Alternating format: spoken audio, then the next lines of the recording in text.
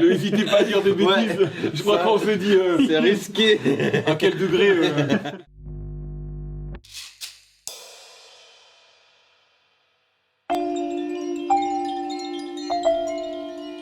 C'est la question la plus dure directe en fait. Bon, ouais, ça En un envoie mot. du bois. Un seul mot. Moi, j'aurais dit violet. Moi j'aurais dit électrique. Je vais dire bonne ambiance. C'est nul. La triche, c'est de vous. Sens-tu le vent qui assourdit, tu commences à tomber. Déploie tes ailes, tu as ton corps. Et ben ça veut dire ocytocine. Voilà, comment on le définit après c'était un peu ce qui nous semblait l'état de grâce au naturel, quoi, d'une certaine manière. La plénitude et en même temps l'attachement, la douceur. Où en fait des fois on est traversé par des émotions très fortes. Il y a des morceaux qui sont plus vénères que d'autres. Et il y a des grands moments de douceur aussi. On va dire que le dénominateur commun c'est l'humain comment il interagit avec ses pairs, comment il gère un peu ce qu'il est aussi, quoi. Quelques graines jetées à terre ne suffiront pas. Je dirais chanson électro.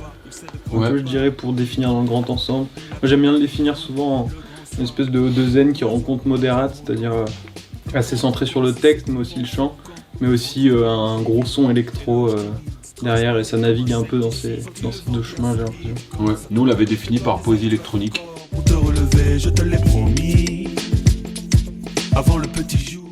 On a commencé à deux, mais sans que ça sorte. En fait, on est quand même à l'initiative des compositions, du texte, du projet, parce qu'en fait, ça fait suite à un projet à Raoul, en fait, Raoul Jazz Clan qu'on avait ensemble.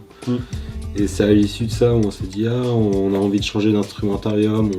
Ce qui nous bottait, c'était à la fois la belle écriture, la précision, le fait on remplissait le cahier des charges de se mettre sur des bases plus électroniques, etc. Mais on voulait pas que ça se fasse au détriment de la musique et de la spontanéité de ce qui se joue. Et là, assez vite, il s'est posé la question d'intégrer une personne qui puisse remplir le rôle de jouer tous les claviers, de jouer une partie des machines, etc. Et on a trouvé Paul et on est ravis. Un gros big up à Rémi Roulant d'ailleurs qui nous a filé le contact de Paul et Faut pas te prendre en main, non. Faut déployer tes ailes. le travail cette semaine, on avait plusieurs objectifs. Consolider le travail d'un set live avec tous les morceaux qu'on a et qui sont vraiment jouables. Donc là, on arrive à 35 minutes après. Donc c'était consolider ça. Régler aussi tout un tas de détails techniques. Donc c'est aussi pour ça qu'on a demandé à travailler avec le Château d'Eau et particulièrement avec Fred du studio Pôle Nord, parce que du coup on est dans des conditions optimales en fait pour enregistrer, pour régler des problèmes techniques, faire un travail d'enregistrement, d'écoute, et de voir ce qui marche et ce qui marche pas.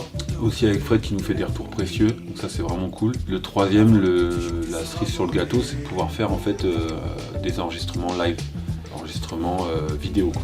Voilà, donc là on a pu enregistrer 3 morceaux. De nous filmer, ça nous permet de nous diffuser auprès des professionnels, et sans cette vidéo aujourd'hui en fait il se passe rien, on peut pas communiquer avec eux, quoi.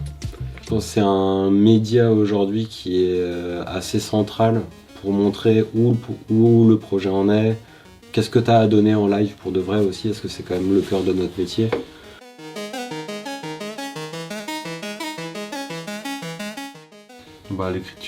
Pour l'écriture c'est très, en tout cas l'écriture des textes, c'est très large, quoi. Je suis imprégné de tellement de choses, entre beaucoup de chansons françaises, beaucoup de rap aussi. On essaie de mêler un peu de chant, un peu et des bons instants de kickage, quoi, vraiment rap, quoi.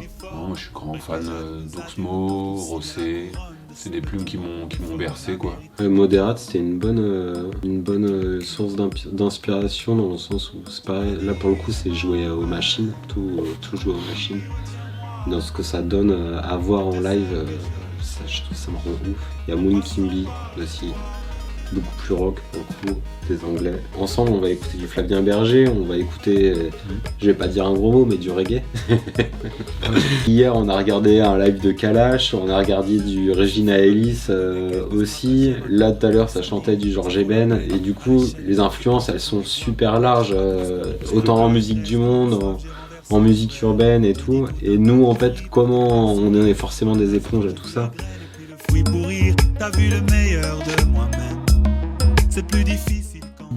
Ah, comment Pardon. Vas-y. Ouais, en fait, je mets Ouais, tous c'est- sur Spotify alors. C'est pas une dernière découverte, mais on les a vus en live la semaine dernière et c'est Weval, je Ouais. crois. C'est un groupe que j'aime beaucoup et les voir en live. En plus, c'est une période où on fait beaucoup ça avec OCTC, un peu espèce de live électro et c'est vraiment. Je vous invite à l'écouter, c'est super. Bah si on a écouté, tiens, il y avait longtemps que je l'avais pas écouté, je pense qu'il a 10 ans ce morceau. Mais pour tous ceux qui ne le connaissent pas, parce que je sens qu'il y en a plein qui le connaissent, mais Grums, Némir, Jean de Passage. Voilà. Bête de morceaux, bête de couplet. Moi, le dernier truc qui m'a vraiment touché, et là c'est pour ça que je regardais, Rebecca Warrior avec Vitalik et Compromat. En fait, tous les trois, il y a un CD, c'est très sombre et tout, mais très tranchant et ça m'a fait vraiment décoller quoi. Je sais pas combien de temps ça va me tenir, mais en tout cas, ça m'envoie loin. Ouais.